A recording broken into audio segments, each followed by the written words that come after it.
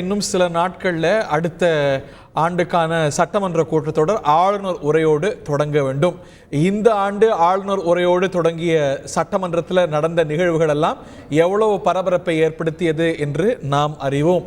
இதனது பின்னணி என்பது, இந்த சந்திப்புடைய பின்னணி அப்படிங்கிறது உச்ச நீதிமன்றம் சமீபத்தில் வழங்கியிருந்த அறிவுறுத்தல். செய்தியாளர் சதீஷ் முருகன் சொன்னது போல தலைமை நீதிபதி DY சந்திரசூட் மற்றும் ஜஸ்டிஸ் பர்திவாலா, மனோஜ் மிஸ்ரா அடங்கிய அமர்வு இந்த அறிவுறுத்தல்களை வழங்கியது. ஒரு முக்கியமான வழக்கில் தமிழ்நாடு அரசு ஆளுநர் திருப்பி அனுப்ப முடியாது, இதெல்லாம் சட்டமன்றம் நிறைவேற்றிய மசோதாக்களை அவர் கிளியர் பண்ண மறுக்கிறார் அப்படின்னு சொன்ன இந்த வழக்கில் தான் நீதிமன்றம் சில முக்கியமான அப்சர்வேஷன்ஸையும் வெளியிட்டிருந்தது. அவை என்ன, இந்த வழக்குடைய பின்னணி என்ன, இந்த சந்திப்புக்கு முக்கியமான காரணியாக அமைந்திருக்கக்கூடிய அந்த வழக்கு, அதில் நீதியரசர்கள் சொன்ன கருத்துக்கள், அறிவுறுத்தல்கள் என்ன, இது பற்றி டெல்லியிலிருந்து இந்த வழக்கை தொடர்ந்து பின்தொடரக்கூடிய எமது செய்தியாளர் வெங்கடேஷன் விவரங்களோடு இணைந்திருக்கிறார். Over to you Venkatesan. இந்த வழக்கு, இந்த நீதிமன்றத்துடைய அப்சர்வேஷன்ஸ் பற்றி விரிவாக சொல்லுங்க. கடந்த 13ஆம் தேதி நடைபெற்ற விசாரணையின் போது இந்த ஆளுநர் முதல்வர் சந்திப்பு தொடர்பாக முதலமைச்சருக்கு ஆளுநர் அனுப்பிய கடிதத்தையும், சந்திப்புக்கு இசைவு தெரிவித்து முதல்வர் ஆளுநருக்கு அனுப்பிய கடிதத்தையும் அட்டார்னி ஜெனரல் வெங்கட்ரமணி தாக்கல் செய்தார். அப்போது தமிழ்நாடு அரசின் சார்பில் ஆஜரான மூத்த வழக்கறிஞர் அபிஷேக் மனு சிங்வி இந்த விவகாரத்தை ஒற்றை வாக்கியத்தில் கூறுவதென்றால், இந்த விவகாரம் முக்கியமான அரசமைப்பு சாசனம் குறித்த சட்ட பிரச்சனைக்கு தீர்வு காண வேண்டியதாகும். குறிப்பாக சட்டமன்றத்தில் மீண்டும் ஏற்றி அனுப்பி வைக்கப்பட்ட மசோதாக்களை ஆளுநர் ஜனாதிபதிக்கு அனுப்பி வைத்துள்ளார். தமிழ்நாடு அரசின் மனுவை அவசரமாக விசாரிக்காமல் ஜனவரியில் விரிவாக விசாரிக்க வேண்டும் என்ற ஒரு கோரிக்கையை முன்வைத்ததுடன் நகைச்சுவையாக இந்த முட்டுக்கட்டைக்கு டீ அருந்துவதாலோ மதுபானம் அருந்துவதாலோ தீர்வு ஏற்பட்டு விடாது என்ற ஒரு விஷயத்தையும் குறிப்பிட்டார். அப்போது அட்டர்னி ஜெனரல் வெங்கட்ரமணி அவ்வாறு சொல்லக்கூடாது என குறிப்பிட்ட போது நகைச்சுவையாக குறிப்பிட்டதாகவும் தெரிவித்தார். அப்போது தலைமை நீதிபதி தமிழ்நாடு முதலமைச்சர் ஆளுநரை சந்திப்பதற்கு இசைவு தெரிவித்துள்ளார் என குறிப்பிட்டார். மேலும் தமிழ்நாடு அரசின் சார்பில் ஆஜரான மூத்த வழக்கறிஞர்கள் அபிஷேக் மனு சிங்வி இந்த உச்சநீதிமன்றத்தின் உத்தரவுக்கு பிறகுதான் இந்த அழைப்பு கிடைக்கப்பட்டுள்ளது என்றும், மசோதாக்களை ஆளுநர் ஜனாதிபதிக்கு அனுப்பி வைத்தது மேலும் சட்ட சிக்கலை உருவாக்கியுள்ளதை குறிப்பிட்டார். இந்த விசாரணையை ஜனவரிக்கு மீண்டும் தள்ளி வைக்க வேண்டும் என்ற ஒரு கோரிக்கையை முன்வைத்தார்.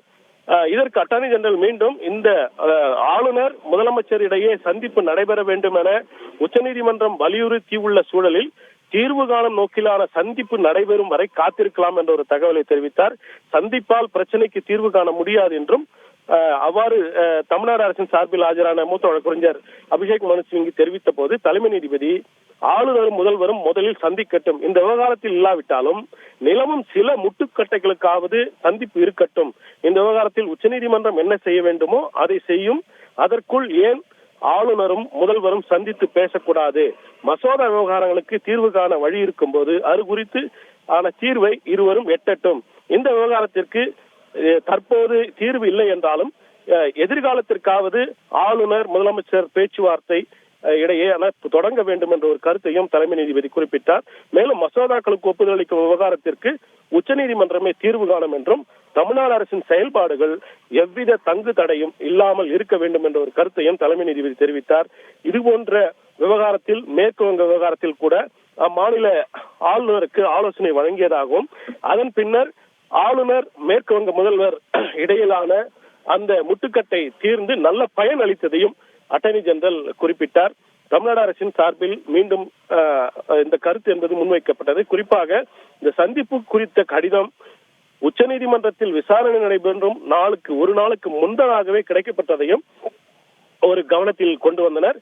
இதற்கு தலைமை நீதிபதி மீண்டும் ஏன் உச்சநீதிமன்றம் உத்தரவை ஆளுநர் குறிப்பிட வேண்டும், அந்த அழைப்பு கடிதத்தில் குறிப்பிட வேண்டும், அவராகவே ஏன் இதை அழைக்கக்கூடாது, முதல்வரை அழைக்கக்கூடாது என்ற கருத்தையும் தெரிவித்த போது மீண்டும் தமிழ்நாடு அரசின் சார்பில் இந்த விஷயத்தை மசோதாக்கள் மீது ஜனாதிபதி குறிப்பாக ஒப்புதல் அளித்து விட்டார் அல்லது நிராகரித்து விட்டார் என்ற பதட்டம் அடுத்த விசாரணைக்கு தேதிக்குள் ஏற்படாமல் இருக்கும் வகையில் ஆளுநர் அனுப்பி வைத்த மசோதாக்கள் மீது எவ்வித நடவடிக்கையும் எடுக்காமல் இருக்கும் வகையில் தற்போது உள்ள நிலையே தொடர வேண்டும் என்ற ஒரு உத்தரவை உச்சநீதிமன்றம் பிறப்பிக்க வேண்டும் என கேட்டுக்கொண்ட போது, அவ்வாறு குடியரசுத் தலைவருக்கு ஒரு உத்தரவை பிறப்பிக்க முடியாது என தெளிவாக குறிப்பிட்டதுடன் அது நன்றாகவும் இருக்காது, மசோதாக்களுக்கு மசோதாக்கள் குடியரசுத் தலைவர்களுக்கு அனுப்பி வைக்கப்பட்டிருந்தால் அவற்றின் மீது முடிவெடுக்க வேண்டாம் என ஜனாதிபதியை உச்சநீதிமன்றம் கேட்க முடியாது என்றும், இந்த விவகாரத்தை மத்திய அரசின் தலைமை வழக்கறிஞரான அட்டார்னி ஜெனரல் பார்த்துக் கொள்வார் என தெரிவித்து இந்த விசாரணையை ஜனவரி 23ஆம் தேதிக்கு தள்ளி வைத்துள்ளனர். இந்நிலையில்தான் இந்த சந்திப்பு என்பது நடைபெறுவது குறிப்பிடத்தக்கது. இந்த பின்புலத்தை இந்த வழக்குடைய விவரங்களை விரிவா விளக்கினீங்க. செய்திகளை உடனுக்குடன் தெரிந்து கொள்ள உடனே சப்ஸ்கிரைப் பண்ணுங்க.